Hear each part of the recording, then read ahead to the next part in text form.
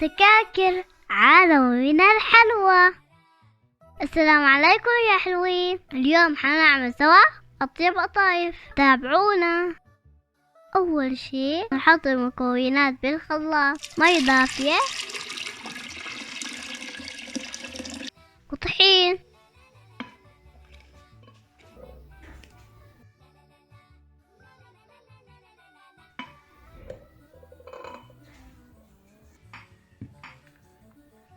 وسميد، مايكل بودر، وفانيليا،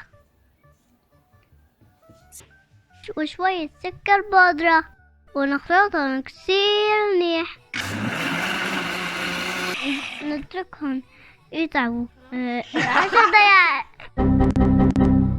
ونتركهم يرتاحوا 10 دقايق. هلا بدنا نحطهم بالعلبة ونقدر بنصبهم من بقلاية.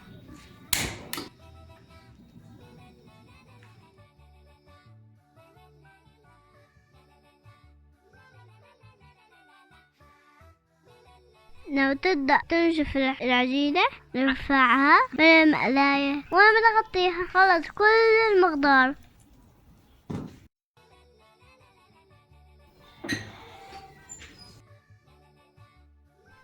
نسكرها بهاي السكر، نولع فيها قشطة يا قشطة.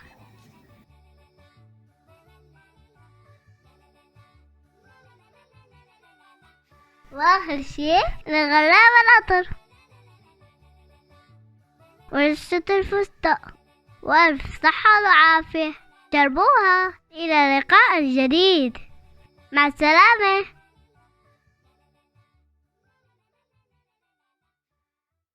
أنا ابن آسيا.